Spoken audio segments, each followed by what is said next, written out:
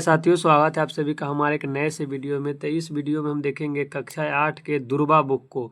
जो यहाँ पे भाग 3 आपका लोगो दिख रहा होगा, यही इसी बुक को हम बारी बारी चैप्टर वाइज पढ़ने वाले हैं। तो इसमें सबसे पहला आज चैप्टर रहेगा जिसका नाम है यहाँ पे गुड़िया। इसी गुड़िया चैप्टर को आज हम पढ़ेंगे। ये चैप्टर 1 है और कक्षा 8 के लिए एलिजिबल है। आप इस वीडियो को पूरा देखिए, क्योंकि इस वीडियो में पूरा A to Z अर्थ के माध्यम से बताया जाएगा, समझाया जाएगा और सबसे आसान सब भाषा में आपको बताया जाएगा। तो हमारा वीडियो अगर आपको अच्छा लगेगा लास्ट में तो एक प्यारा सा कमेंट, लाइक और शेयर जरूर कीजिएगा, ताकि हम आगे इसी प्रकार से और भी वीडियो बनाएं। आप लोगों का अच्छा लगेगा तो ज़रूर कीजिएगा। आइए हम सबसे पहले कविता की तरफ चलते हैं। कविता में क्या क्या बातें लिखी गई है, क्या इस बात का मुख्य अर्थ क्या है, इस कविता को लिखा किसने है, इन सभी बातों को देखेंगे।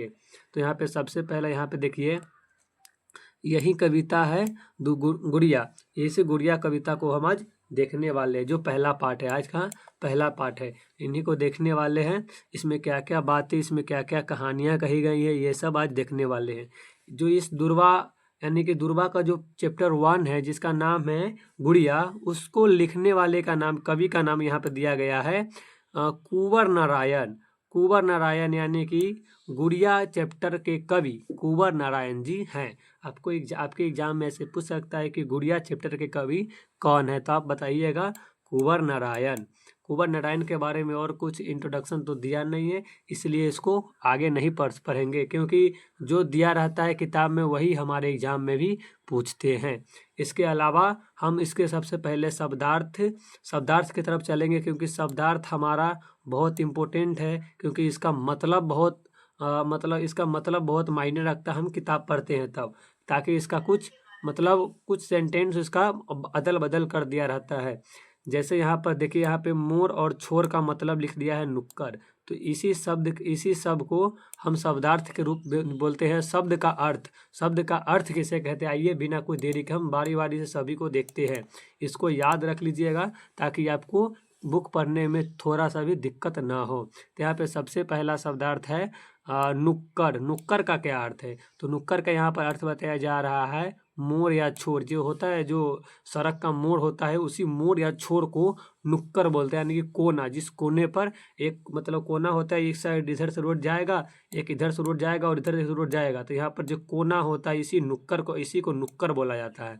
तो हम उम्मीद करते हैं आप लोग समझ गए होंगे नुक्कड़ किसे कहते हैं। आइए हम आगे देखते हैं। ये तो समझ गए, आइए हम इसका आगे देखते हैं आगे क्या कहता है। तो यहाँ पे दूसरा है, यहाँ पे मुंद और मुंदना। मुंद और मुंदना का अर्थ होता है, अगर मुंद की बात करें तो मुंद का मतलब होता है बंद, मुंद का मतलब होता है मंद, और मुंदना का मतलब होता है बंद करना, यानी कि दोनों को हम बंद करना बोल सकते हैं। तो यहाँ पे बंद करना मुंद और मुंदना का अर्थ है। इसको भी आप ध्यान में रखिएगा, बहुत इम्पोर्टेंट है। पूछ सकता है एग्जाम में कि बंद करना का शब्दार्थ क्या होगा, तो आप बताइएगा मुंद रहेगा या तो मुंदना रहेगा, दोनों में से कोई एक को आप टिक मारिएगा। सॉरी। आगे यहाँ पे देखेंगे हम चुनरी। चुनरी का अर्थ क्या होता है। चुनरी को यहाँ पे अर्थ बताया जा रहा है ओढ़नी। ओढ़नी जो बोलते हैं, जो दुपट्टा रहता है उसी को ओढ़नी बोलते हैं, दुपट्टा बोलते हैं। चुन्नी, कहीं कहीं पे चुन्नी भी इसको बोलते हैं, चुन्नी। इसीलिए ओढ़नी को ओढ़नी, दुपट्टा और चुन्नी के रूप में देखा गया है। तो इसको भी आप याद रखिएगा। आगे यहाँ पे है भली।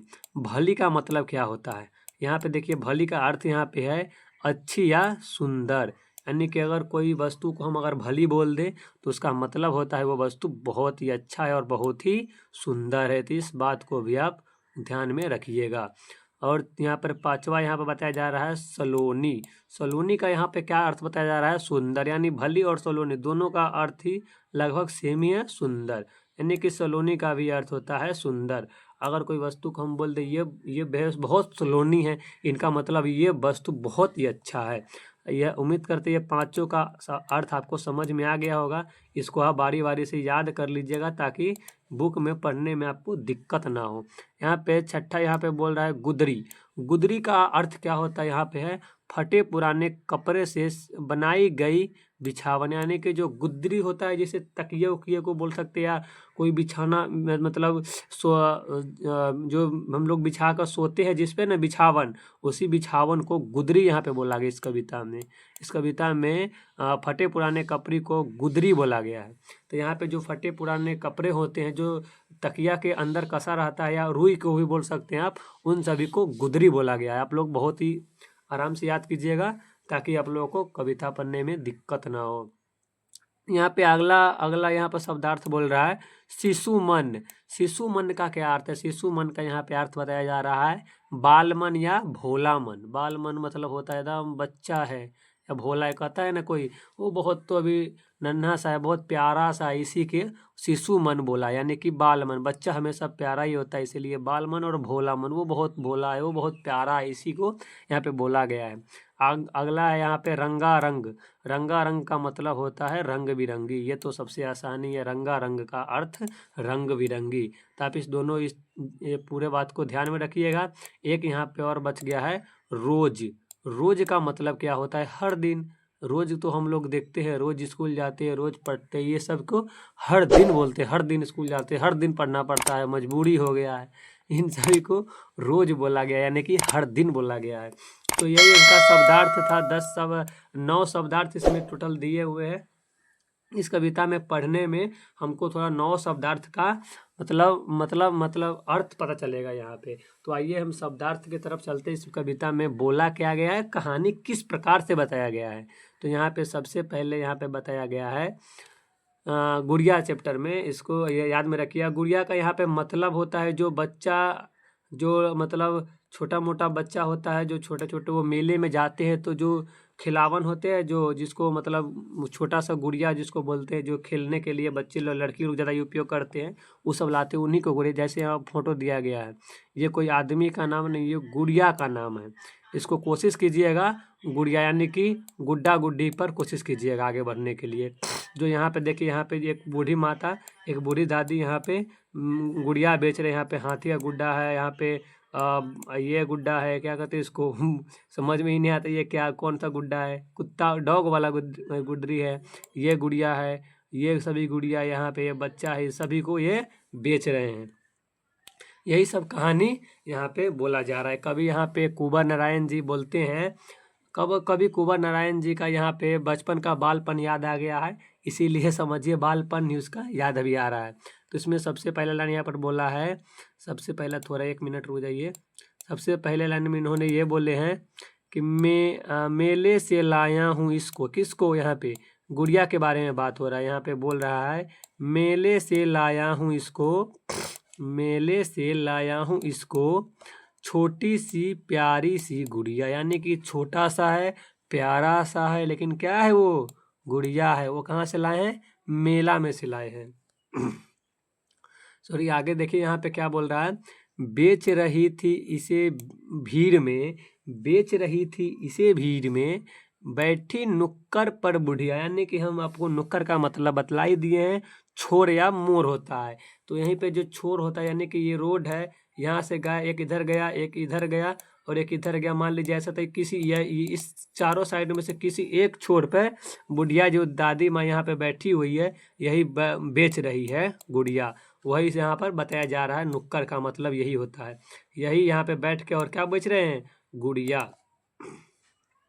आइए हम आगे देखते हैं। यहाँ पे कवि कहता है मोल भाव करके लाया हूँ, ठोक बजा कर लाया हूँ। इन दोनों लाइन का मतलब होता है मोल भाव करके। जैसे हम किसी दुकान में जाते हैं तो बोलते हैं कि उस दुकानदार इसको बोलता है कि ये 20 रुपया का है, तो हम लोग बोलते हैं 15 में ही दीजिएगा, 15 में, 12 में ही दीजिएगा, 11 में ही दीजिएगा। इसी प्रकार से मोल भाव करके लाया कवि। कभी भी इस बुढ़ी दादी माँ से मोल भाव करके क्या खरीदा? ये वाला गुड़िया खरीदा। ये वाला गुड़िया यहाँ पे कहाँ पे है? यहाँ पे है। तो इसी गुड़िया को मोल भाव करके खरीदे हैं। ठोक बजा कर मतलब होता है जो हम देखते हैं कभी कभी से सामान अच्छा है कि नहीं, कि टूटा तो नहीं है, कहीं खराब तो नहीं, इसीलिए पूरा अच्छे से चेक करके कभी लाए थे। इस दादी माँ से ये गुड़िया खरीदे थे। तो वही यहाँ पे बात बताया जा रहा है। आगे इसमें क्या कहता है से देखिए, आगे यहाँ पर क्या कहता है, आगे यहाँ पर बोला जा रहा है आंखें खोल मुंद सकती है, वह कहती है पिया पिया। आंखें खोल मुंद मतलब होता है यानी कि आंखें जो है वो बंद भी कर सकता है और खोल भी सकता है। जैसे हम आप लोग को बताएं, मुंद का मतलब ही होता है बंद या बंद करना। तो इसी प्रकार से वो आंखें बंद भी कर सकता है और खोल भी सकता है। जैसे अब नए नए गुड़िया है जिसको थोड़ा सा झटका देने पर वो आंख अपने खोलते हैं और थोड़ा झटका देने पर अपने आंख बंद कर लेते हैं। यही कवि बोल रहे हैं, जो गुड़िया ये वाला है इसका आंखें जो है ये खोल भी सकते हैं और बंद भी कर सकते हैं। इसी प्रकार से इसको बताया जा रहा है। आगे यहाँ पे कहता है वह कहती है पिया पिया, यानी कि जब गुड़िया के फेस पर देखते यानी कि इसको मुंह पर देखते तो ऐसा लगता है कि वो कुछ बोल रही है हमसे। ऐसा कवि को लग रहा है वो हमसे कुछ पिया पिया बोल रहे, कुछ प्यारा प्यारा सी बात हमसे कुछ पूछ रही है, बोल रही है। तो ये सब बात को याद में रखिएगा।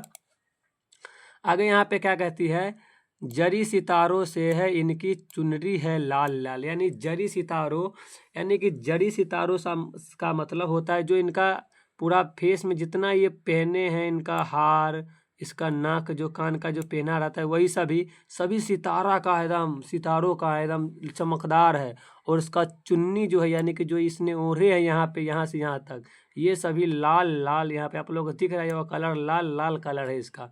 तो यही सब यहाँ पर बताया जा रहा है। इसका चुनरी और जरी सितारों से है इनकी, इनका पूरा जो इसने आभूषण पहने पूरा सितारे वाला आभूषण है, ऐसा यहाँ पे लग रहा है कवि को। आगे कहती है बड़ी भली है इनकी आंखें मतलबी काली काली।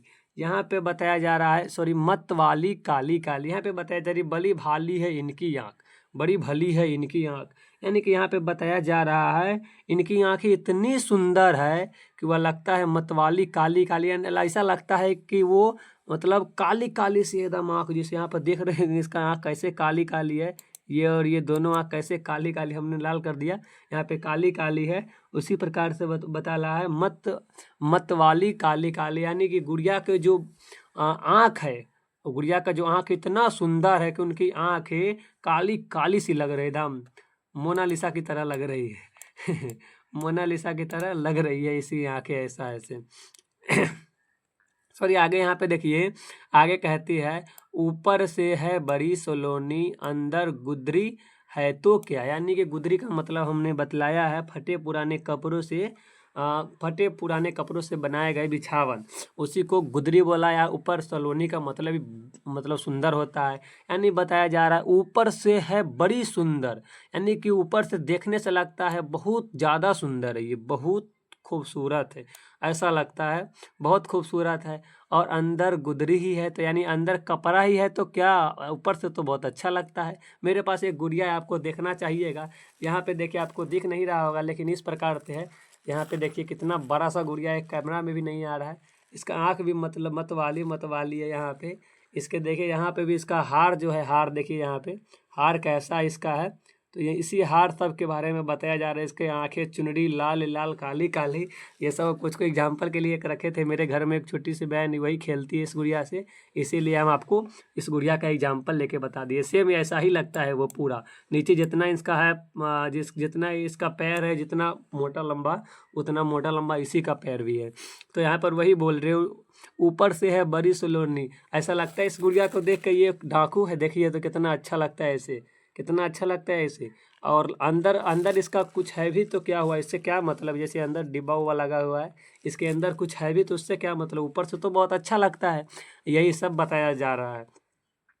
आगे यहाँ पे कहता है ओ गुड़िया तू इस पल मेरी शिशु मन पर विजयी माया, यानी कि इस गुड़िया को ये बोलते हैं कभी, ओ गुड़िया तू ओ गुड़िया तू इस शिशु मन पर विजय पाया, यानी कि जो कवि का जो बच्चा मन है, यानी कि शिशु मन, कवि को ऐसा लगता है कि बालपन है, यानी कि बाल मन, भोला मन है, उस पर विजय पा लिया, यानी कि उसको जीत लिया है गुड़िया।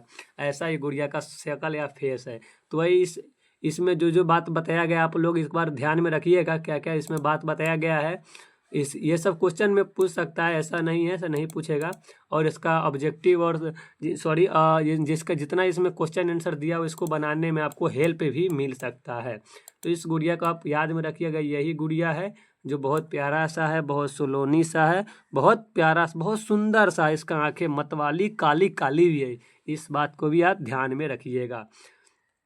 आगे यहाँ पे बताया जा रहा है, रखूंगा मैं तुझको खिलौने की अपनी अलमारी में, यानी कवि बोल रहे हैं मैं यहाँ पे दिख रहा है इसी अलमारी में हम आप तुमको रखूंगा। जैसे देखिए यहाँ पे अलमारी जो बोले थे, इस गुड़िया को खरीदे है, इस गुड़िया को खरीद के लिया है कभी। और यहाँ पे देखिए इस अलमारी में खिलौने की दुनिया के अलमारी में रख दी, जितना खिलौना इसमें बहुत सारे खिलौने यहाँ पे रखे हैं, इसी खिलौना के अलमारी में कभी रखे हैं इसको। तो यही यहाँ पे पहले लाइन यहाँ पर बोला जा रहा है, रखूंगा मैं तुझको खिलौने की अपनी अलमारी में, यानी कि अपनी अलमारी में रखूंगा मैं तुझको बहुत प्यार से।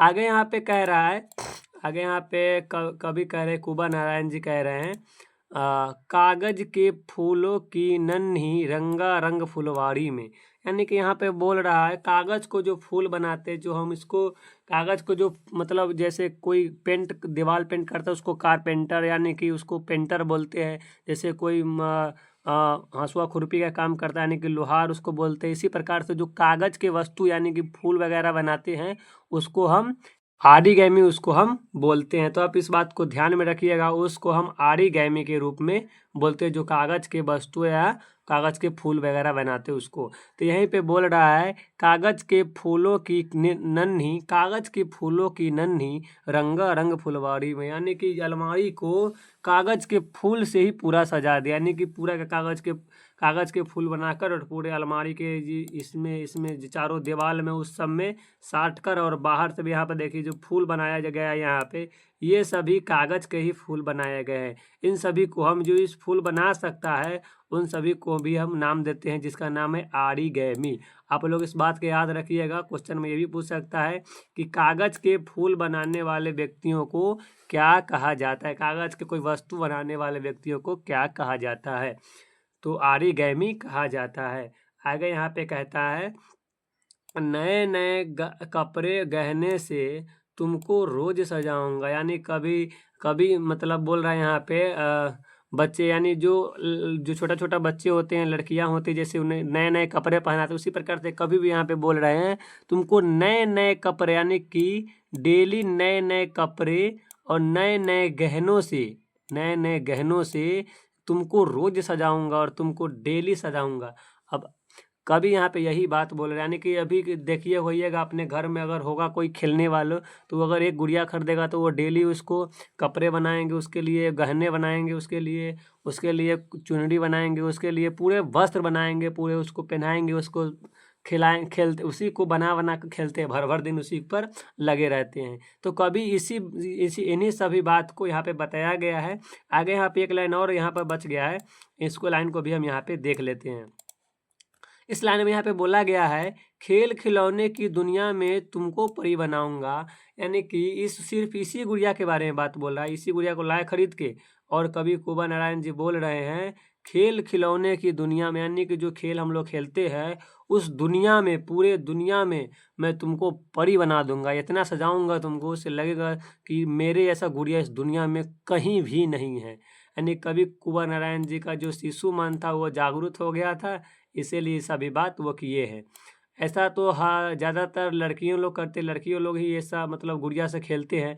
लड़के लोग का क्या, उसको तो गोली पहना डंडा मिल जाएगा, अपन गुदरी गुदरी खेले, यानी कि चप्पल का जो बिड्डो बना रहता है गोल, उसी बिड्डो को इधर से ये मारेगा उधर से वो मारेगा। लड़का लोग तो इस समय बिजी रहता है, दूसरा क्रिकेट खेलता है।